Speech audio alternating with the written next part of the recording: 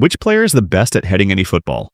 On one side, you have the legendary giant, Koller, and on the other side, you have the modern tower that free-to-play players discovered and quietly started abusing, Onuachu. At first glance, people think this debate is close. They see both of them over 200 centimeters tall, both monsters in the air, both terrifying on crosses, and they immediately say, bro, it's basically the same player. But the moment you actually play with both, the debate ends. Not slowly, not maybe. It ends instantly. Because while Onuachu feels like a budget monster, Koller feels like a glitched boss fight. And once you understand why, you'll never compare them the same way again. The first thing you notice when using Koller is something that doesn't show properly on the stat screen. Presence. He doesn't just feel tall, he feels like he exists in a different physics system. At 202 centimeters with 100 physical contact and 100 heading, defenders don't challenge him, they bounce off him. You can literally cross the ball into a crowd of 3 defenders, and Koller will still rise above everyone like the game just decided gravity doesn't apply to him. And then you look at his jump, 88. That's what makes it unfair, because most tall strikers usually have low jump stats. But Koller, he combines insane height with elite jumping, which means he doesn't just reach the ball, he reaches it first. Every time. Now compare that to Onuachu. He's 201 centimeters tall, so visually he looks almost identical, and his physical presence is still scary. He has 94 physical contact, which is very strong for a free-to-play card. He also has 92 heading. That means in pure aerial duels, he's still dangerous. But here's where the difference starts to show. Onuachu doesn't dominate in the air the same way, because he lacks that extra layer of elite stats. He's strong, he's tall, but he doesn't feel unstoppable. With Koller, defenders feel helpless. With Onuachu, defenders still have a chance. And in eFootball, that small difference matters a lot. Then comes attacking awareness. This is where Koller quietly pulls even further ahead. He has 96 attacking awareness. That stat is huge for a target man, because it controls positioning inside the box. It determines how quickly the striker reacts to crosses, how he times his runs, and how often he finds space.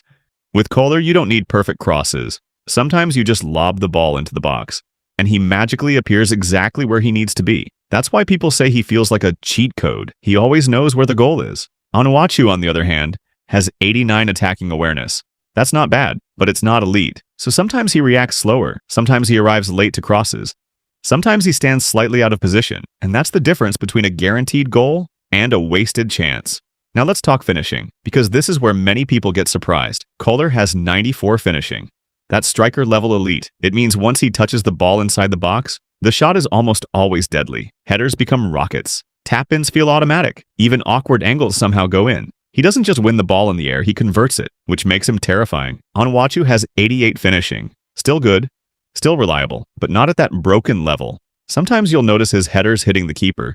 Sometimes shots feel slightly weaker, and over many matches, those small misses add up.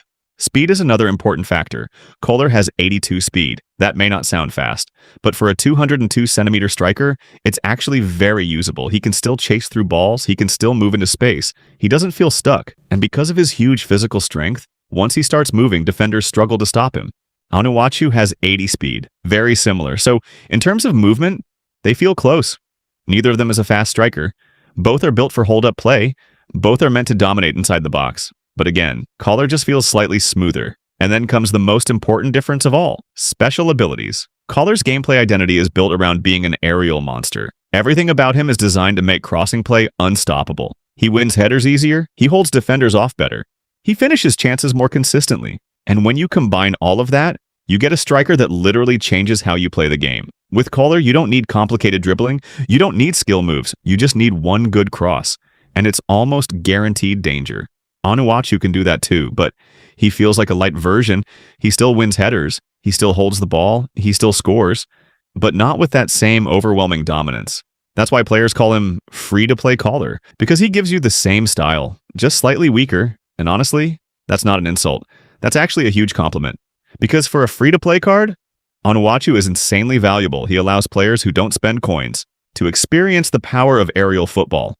He gives you a real target man option. He transforms your attack. And he makes crossing tactics actually viable. So while Koller is clearly better, Onuachu is still incredibly important. And this is where the debate truly ends. Because the truth isn't that one makes the other useless. The truth is, they serve different roles. Koller is the ultimate version, the final boss of aerial strikers, the one you use when you want absolute dominance. Onuachu is the accessible version, the one that proves you don't need to spend money. to play that same powerful style. He's the bridge between free-to-play players and elite gameplay. So when people ask, who wins, Koller or Onuachu? The answer is simple. In pure strength, aerial dominance, positioning, and finishing, Koller is clearly superior. He's faster in reactions, stronger physically, more lethal in front of goal, and more consistent in winning headers. But when it comes to value, accessibility, impact for free players, Onuachu becomes something special because he brings 80% of Koller's power at zero cost. And in eFootball, that makes him priceless.